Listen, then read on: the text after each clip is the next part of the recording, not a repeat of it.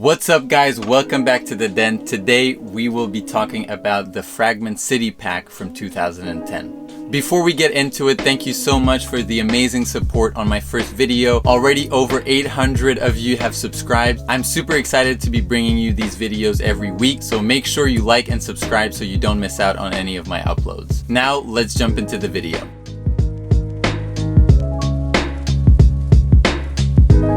I wanted to make a video about this pack because I couldn't find anything on YouTube about it and because it's some of my favorite dunks of all time. Also, with the relatively recent release of the Tokyo and Beijing Fragment dunks, I thought it would be a cool parallel between the past and the present. First, let's start with a quick intro on Fragment. Behind Fragment is Hiroshi Fujiwara's fashion label, through which he consults and collaborates with the elite of streetwear and pop culture brands. Fragment is not really a standalone brand, but rather exists through collaborations. Hiroshi is considered as one of the true OGs of Japanese streetwear and streetwear culture in general. The 2010 Fragment pack that we're going to be looking at today, unlike the 2015 Jordan 1, which was an instant success, reselling for over $1,000 in a very short time, the 2010 City Pack really went under the radar until the dunk resurgence around 2020. The particularity of all the Fragment City Pack dunks is that they all have mismatched colorways on the right and the left shoe. This can be traced back to the origins of the love affair between Japan and the dunk. When the dunk was retroed for the first time in 1999, Japan got a series of co.jp releases, meaning they were all Japan exclusive, and all the releases actually came in pairs of colorways, with one being the reverse of the other. This series were dubbed the City Attacks. Here I have a few examples of those colorways. This, for example, is the 1999 Dark Curry, so there was obviously a reverse curry. This is the black and cool gray colorway. There was also a reverse of this one. Finally, this is the Zen Gray Obsidian colorway. Again, there was a reverse version of this one too. By the way, all the pairs that I'm showing and mentioning in this video are available on my website, so definitely check it out. It also was quite common for Japanese sneakerheads back in the day to be wearing the two colorways simultaneously, one on each foot. We can fairly assume that Hiroshi Fujiwara drew inspiration from Japan's history with the dunk to tell that story through his colorways. All of this was actually also referenced in the recent Flip the Old School release, which also was a Japan exclusive. Now let's break down the pack from the least limited to the rarest. The Beijing dunk came in this black and metallic purple colorway. I have to say I'm not entirely sure what the relation is between this colorway and Beijing specifically. If anyone has an idea, drop a comment below, but it definitely is reminiscent of the 1999 metallic purple City Attack dunk that also had a reverse version of them, like I mentioned earlier. There was also a sample that I saw online with a slightly different shade of purple. This is definitely the least sought after colorway of the pack, partly because I think the colorway is just less special than the other two. Also, the fact that the colorway was retroed in 2021 and, let's be honest, totally flopped doesn't really help the legacy of the Beijing Fragment dunk. Now let's move on to the Londons.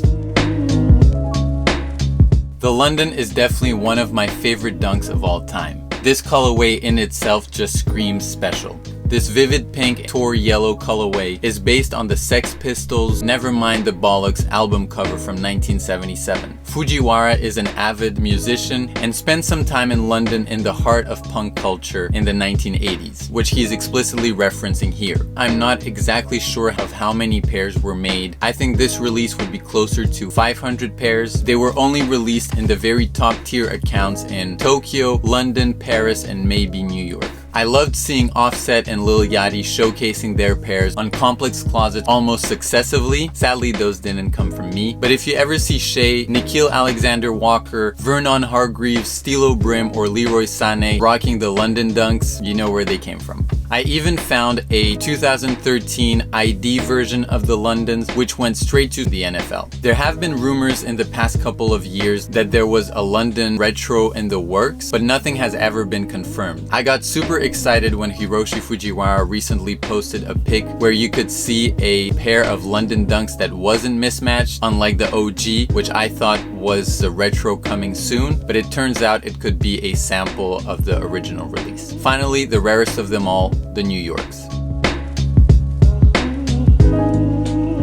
The The NYC Fragment is by far the most elusive of the 3 colorways, and I'm pretty sure it was only limited to 300 pairs, which only came out in Nike Harajuku in Tokyo. It took me a very long time to find these, and I was so stoked when I did end up getting a pair. Unlike the other 2 pairs that are simply reverse colorways of each other, the New Yorks have an altogether different colorway on each shoe. Hiroshi actually brought in his friend Skate Thing to design the New Yorks. Skate Thing is a prominent Japanese designer who has always kind of worked behind the scenes, keeping his name and persona very enigmatic. Skate Thing had a major role in the early stages of Bape with Nigo, Ice Cream and Billionaire Boys Club with Pharrell, and his own brand Cav Empt. So why is one of the 2 shoes on the pair literally a Chicago colorway on a Dunk?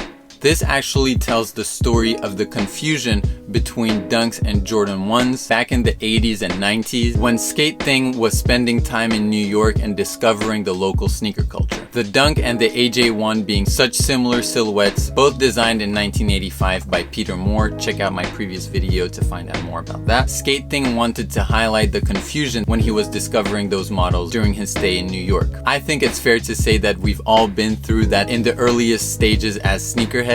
So why is the other shoe not simply a reverse of the Chicago? That's because when Skate Thing and Japanese streetwear culture adopted the Jordan 1 in the 1990s, it was quite common to be wearing a mismatched pair, for example, a Royal on one foot and a Bread on another, which is what Skate Thing is referencing here. I love that this colorway is able to tell such interesting stories, and I think that alone elevates it above the other 2 in the pack. Let me guys know in the comments which one of the 3 colorways is your favorite. Overall, these are definitely a set of very special Dunks, although I do have to say that the quality on them is really not that great. The materials are actually pretty plasticky, unlike what you would expect of older Dunk releases. Before I end this video, quick mention on the Tokyo Dunks that released in 2022, also as Japan exclusives. Those are actually not a retro, but more of an addition to the pack, and they're heavily slept on in my opinion. The rollout was actually pretty cool with the remake of a Be True to Your School poster. If those existed in a size 13, I would have definitely caught those, but the biggest size made was a size 12, which is always the case with Japanese exclusive collaborations. Final point, the City Pack was actually Fragment's second collaboration on a Dunk. Hiroshi's first Dunk project was on the Polka Dots from 2006,